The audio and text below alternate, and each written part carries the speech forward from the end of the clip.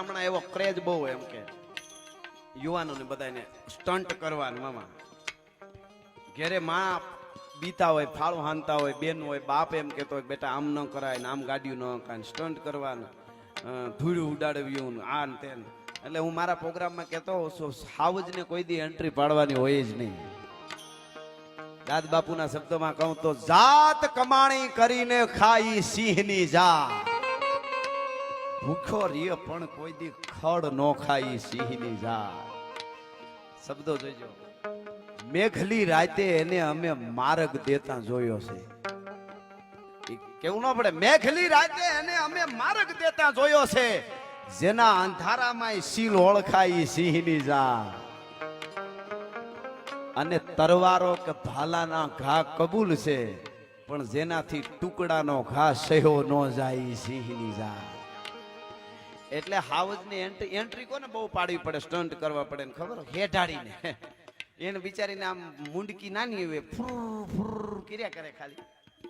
બાકી ઓલો કરમદીના ઢુવા આડો બેઠો હોય જે હોય તેવી જટા દેખાય એટલું જ થાય બેઠો વિડીયો ઉતારવાનું યાદ ન આવે ને આજ તમે ગાંધીગીરમાં શિંગવડાના કાંઠે કે હિરણને કાંઠે નીકળો શેત્રુજીને કાંઠે મસુંદરીને કાંઠે કે રાવલને કાંઠે નીકળો અને ધીરો ધીરો ધીરો તમારી ગાડીની આડો ઉતરે અને તમે બરાબર જોઈ લ્યો ને પાછા રાજકોટ વહી આવો 2 મહિના નહીં 2 વર્ષ નહીં 20 વર્ષ સુધી ન આવો ગીરમાં અને 20 વર્ષ પાછા આવો બધા ઠેકાણા ભૂલાઈ જાય પણ ઈ જગ્યા આવે તો ખબર પડે કે 20 વર્ષ પહેલા અહીંયા આડો ઉતર્યો તો જેની મુલાકાત ન ભૂલાય એને સિંહ કહેવાય. ભલા માણા ઈ સિંહની આ ધરતી છે એને સ્ટન્ટ ન કરવાના હોય. કરી બતાવો તો દેશ માટે કઈ કરવું જોઈએ બીજા માટે રાષ્ટ્ર માટે ધર્મ માટે.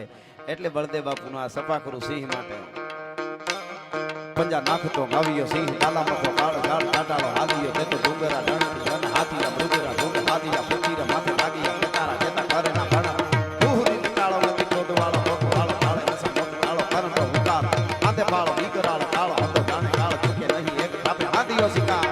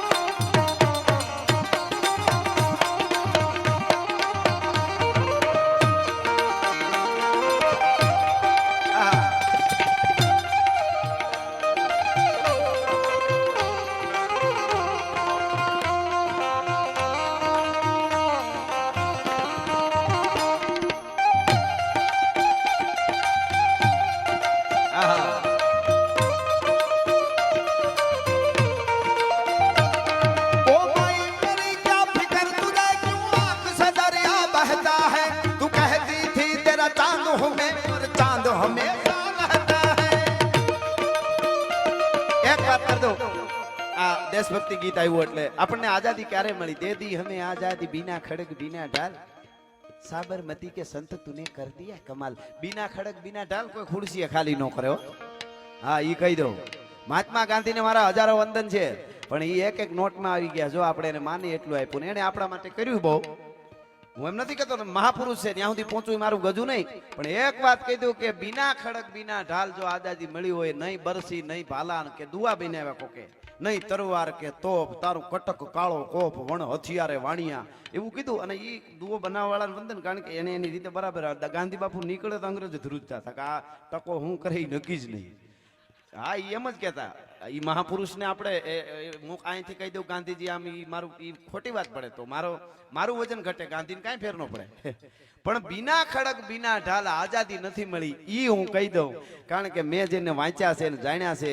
14 વર્ષની દીકરીઓએ બલિદાન આપી દીધા છે લોહી રેડી દીધા છે. ત્યારે અંડમાનની જેલ નહીં કાળા પાણીની બધું વાંચો તો કોયડા બેનું દીકરીઓ જુવાન બેનું દીકરીઓને મિત્રો શરીર ઉગાડા કરીને માથે ઘોના ચામડાની કોયડા મારતા. ઈ કોયડો હોય કે એક કોયડો પડે ને એટલે જ્યાં સુધી કોયડો અડે આટો મારે ત્યાંથી બધું ચામડું વયું જાય સીધું જ એની ઘોના ચામડાના કોયડા મારતા. શું કામે ગુનો શું હોય ખબર એને નમે નહીં એટલો જ ગુનો. બીજો ગુનો કાંઈ કર્યો જ ન હોય. મૂળ માણેકે કીધું હતું ને અમરેલીની કોર્ટમાં, એને કહેવામાં એવું મૂળ માણેકને સલામ કરી દે ને હું ફેર પડે એમાં. એકવાર આમાં અટાણે એવું ફેર શું પડે, આપણે ધંધા ન ભાંગવા જોઈએ, આખું કુટુંબ લૂંટાઈ જાય, હું ધંધા ન ભાંગવા જોઈએ. ઘણા એવું કરે જરાક.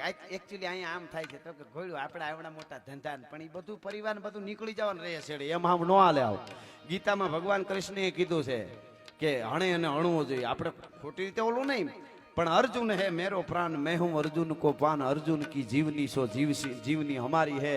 એ કૃષ્ણ ભગવાનના કેડે દુનિયાને એકવાર હાલું જ પડશે તો જ હક લઈ શકશે. એ વાત એ હકીકત છે.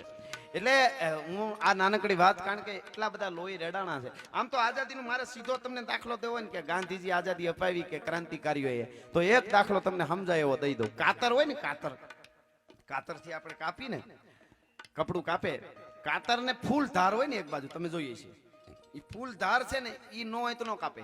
એવી જ રીતે હામું બૂંધું હોય, એ બૂંધું ન હોય, બે બાજુ ધાર હોય તો ન કાપે ને, બે બાજુ બૂંધા હોય. બૂંધું છે એ ગાંધીજી છે ને આ ધાર છે ને એ બધા ક્રાંતિકારીઓ છે. એટલે બધાએ આઝાદી મેળવી. હું ખાલી દાખલો એ બેહારું છું કે બીના ખડક બીના ઢાલ આઝાદી નથી મળી, મારું કહેવાનું. એટલે મારે હું ઘણી વાર કહેતો, તોડ્યા વગર કોઈ બોલતો નથી.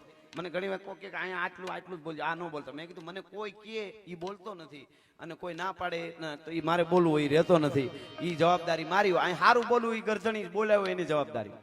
હું કાંઈ સારું બોલું જવાબદારી એની, કાંઈ ન બોલવા જેવું બોલાય એ જવાબદારી મારી. કારણ કે બોલ બોલ અમોલ હે, બિન તોલે મત બોલ, પહેલે ભીતર તોલ કે ફિર બાહિર તું બોલ. આ શબ્દમાં જે તાકાત છે એવી કોઈ વસ્તુમાં નથી, કોઈ બોમ્બગોળામાં નથી, અણુબોમ્બમાં તાકાત નથી, એવી શબ્દોમાં તાકાત છે. એટલે બહુ વિચારવાની વાત છે. પણ એટલે આ દાખલો નાનકડો કે અત્યારે આપણે મોજમાં હાવ આમાં નીકળી પડ્યા છે ને, જેને દેશની રાષ્ટ્રની કાંઈ પડી ન હોય, બસ આનંદ એન્જોય કરે, એન્જોય. હવે એન્જોય તો ઓલો ભૂંડનો માંદડામાં પડ્યો હોય ઉનાળાનો, એને કોક દી જઈને પૂછ્યો કેમ છે, એ કે એન્જોય. તો એમાં આપણા ફેરવું આનંદ કરવો જરૂરી છે, પણ રાષ્ટ્રની વાત આવે, ધર્મની વાત આવે ત્યારે પીડા તો થવી જોઈએ. મારા દેશના હિમાડે એક શહીદ થઈ જાય ને તેથી હાંજે અડધી કલાક તો નીંદર મોડી આવવી જ જોઈએ કે હા એનો પરિવાર શું કરતો હોય છે, એની દીકરી, એના દીકરા, એના માં, એનો બાપ.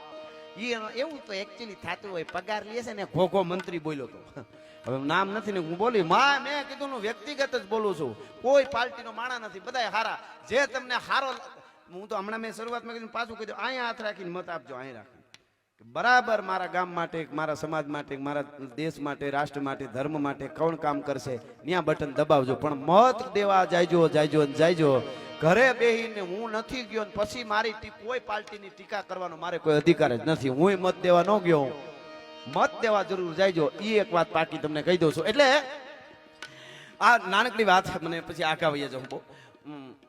એક જુવાન અંગ્રેજના થાણા ઉપર હુમલો કરી અને ભાગ્યો. અને ભાગતા વાહે અંગ્રેજ પોલીસ થઈ, અને અંધારું હતું, મેં ઝીણો વરસ હતો. એમાં બાપુ દોડતા એક નાનું એવું ઝૂંપડું જોયું, ધડી કાઢીને ડાંગડિયા જેવું હતું, ખોલી આમ ખડકી જવું અને ઝૂંપડામાં કરી ગયો. કોણ ભાગતો તો એ જુવાન. અંગ્રેજ પોલીસ સીધી દોડી ગઈ, ખબર ન રહી કાંઈ. એટલે અંદર વયો ગયો ઝૂંપડામાં. એટલે એક વૃદ્ધ ડોસી ને એક 22 વર્ષની દીકરી, જવાન દીકરી, એ બે ખાટલે હુતા ઊભી થઈ ગઈ, દાદી દીકરી. અને કોણ છો, કોણ હે આપ? कि मैं एक क्रांतिकारी युवान हूँ और मेरे पीछे अंग्रेज पुलिस पड़ी है. એટલે તરત ખબર પડી ગઈ અંગ્રેજ પોલીસ એની વાહે પડી એટલે આ માણસ આપણો હોય, દેશ માટે સારું કરવાવાળો, આઝાદ કરવાવાળો હોય. એટલે કીધું બસ બંધ રાખો, આઈ નહીં આવે. વયા ગયા, ટૂંકમાં વયા ગયા. અંગ્રેજ પોલીસને ખબર ન રહી કે આ ઝૂંપડામાં ઘરી ગયો છે. પછી એને આમ જોયું ચારે બાજુ, જુવાને ક્રાંતિકારી યુવાન, અને જોતા કીધું કે દાદીમાં માજી કોઈ પુરુષ નહીં હે, આદમી નહીં હે કોઈ? કે નહીં હે, કોઈ આદમી નથી કે? ઓ क्या बाहर गया से कहीं गया से हम केम कोई पुरुष देखा तो नहीं? तो कि नहीं है, कोई पुरुष है ही नहीं, हम अकेली दादी और मेरी पोती है, हम अकेली रहती है. એવું છે કે હા કાંઈ વાંધો નહીં, સોરી કે મને ખબર નહોતી. એટલે ડોહીના આંખમાં ને ઓલી બેન 22 વર્ષની દીકરી બેન આંખમાં છે જળજળી આહુડા આવી ગયા. એટલે કીધું કેમ રોવો છો? કે બસ એમ જ. એટલે ડોહીમાને કીધું કે શું કામે પણ તમે, દેશ આઝાદ થઈ જવાનો છે, આપણે બધાને મળીને દેશ આઝાદ કરવાનો, તમે રોવો છો એનું કારણ શું? તો કે અમારા દીકરાની દીકરી છે અને હું વૃદ્ધ થઈ હવે તો, અને હવે આની ચિંતા થાય. તો કે ચિંતા શું કરવાની હોય એમ, માડી તો ભગવાન બધું કરવા. તો કે દેશને, ઓલા ડોશીએ કીધું દેશને તો તમારા જેવા ક્રાંતિકારી યુવાનો વેલા મળો આઝાદ કરી દેશે, પણ સમાજમાં કુરિવાજો ફેલાયેલા છે એને આઝાદ કોણ કરશે? ડોહી કે એટલા માટે મને આહુડા આવે છે ઘણા સમાજમાં. હમણાં હું પ્રોગ્રામમાં બોલ્યો કે કોઈ ગામ હોય કે સોસાયટી હોય, તમને કોઈને એવું લાગતું હોય કે હકીકતમાં મારે ભારતને સુપર પાવર બનાવવો છે, ભારતને મહાસત્તા બનાવી છે, તો ગામડું હોય તો ગામના સરપંચ, સોસાયટી હોય તો એના પ્રમુખ, આગેવાનો જે હોય આખા ભારતમાં કે ગુજરાતના ગામડે નક્કી કરો, હિમાળાનું કે છેવાડાનું ઝૂંપડું, દલિતનું હોય કે દેવી પૂજકનું, વાલ્મીકી સમાજનું ઝૂંપડું હોય, ત્યાં જઈને એની દીકરીને કહેજો કે બેટા હાલ તો મંદિરે આજ તારા હાથે ઠાકરની આરતી કરાવવી છે, આવું નક્કી કરશો ત્યારે ભારત સુપર પાવર બનશે.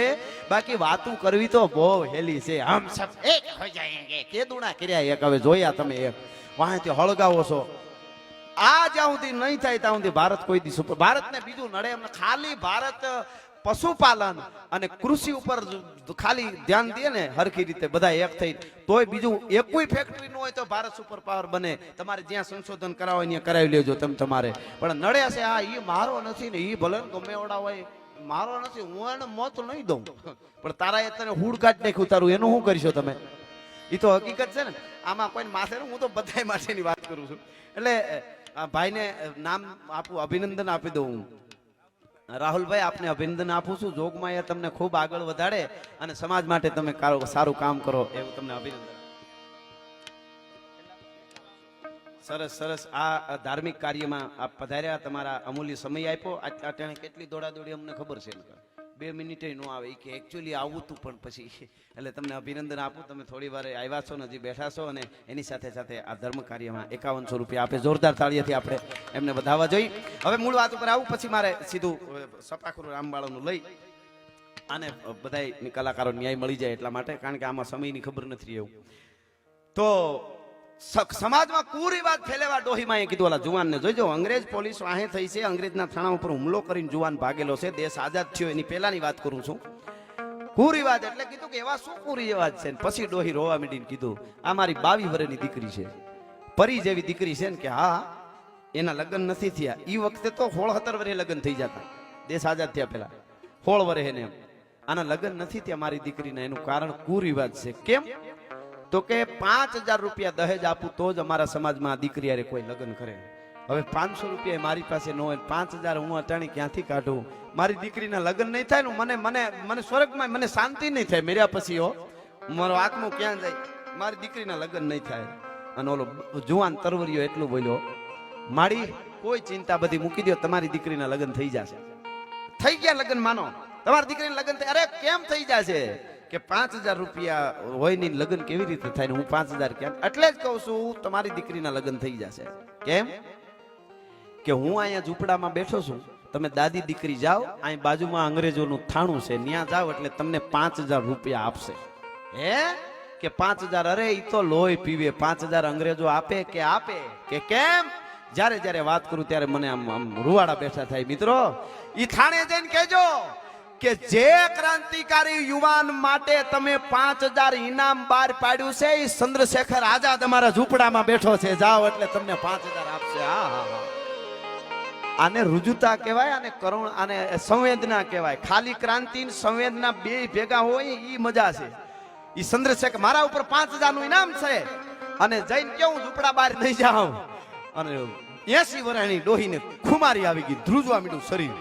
અને 22 વર્ષની જે દીકરી હતી એને બાવડું ચાલ્યું, મારા ભાઈ, મારા વીર, હવે તો દેશ માટે આ ખોળિયું ખાલી ભલે કરવું પડે, તમારી સેનામાં જોડાઈ જાવ, મારે લગ્ન નથી કરવા. ભલા માણસ, આવી આવી ઘટનાઓ બની છે ત્યારે દેશ આઝાદ. આથી જતી ખાયેંગે ને દેશ કો બચાયેંગે ને હાખે નહીં હાલવા દેયેંગે એમ દેશ આઝાદ ન થાય. એટલે સપાખરું લઈ લો. સમય મને ગીતો બધા છે ફરમાઈશ પડે, આગે આગે ગોરખ જાગે એટલા માટે.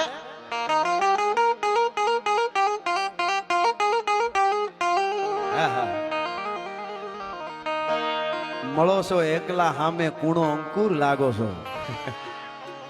મળો છો એકલા હામે કૂણો અંકુર લાગો છો, તમારી સૈરું સાથે તો ગાંડા તૂર લાગો છો.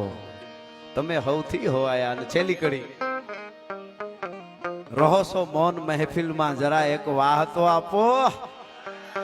બાપો બાપો, રહો છો મૌન મહેફિલમાં, જરા એક વાહ તો આપો. તમે તો રાજના ચાહક ઊંચેરું કુળ લાગો છો, તમે હવથી હવાયા. એટલે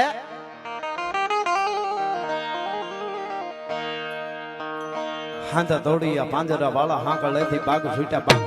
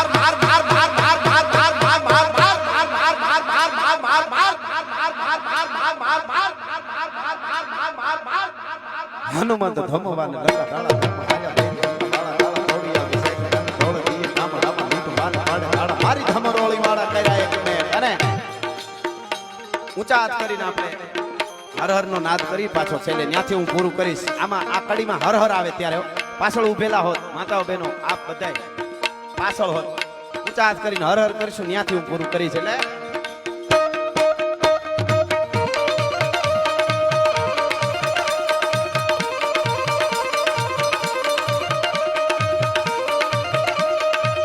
અને देखो मुल्क मराठों का ये जहां शिवाजी डोला था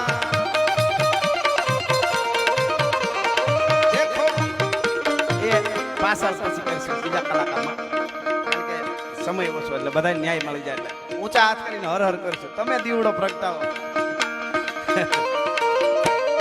देखो मुल्क मराठों का ये जहां शिवाजी डोला था मुगलों की ताकत को जिसने तलवारों से तोला था हर पर्वत पर आग लगी थी हर पत्थर एक सोला था बोली हर हर महादेव बोली हर हर हर हर हर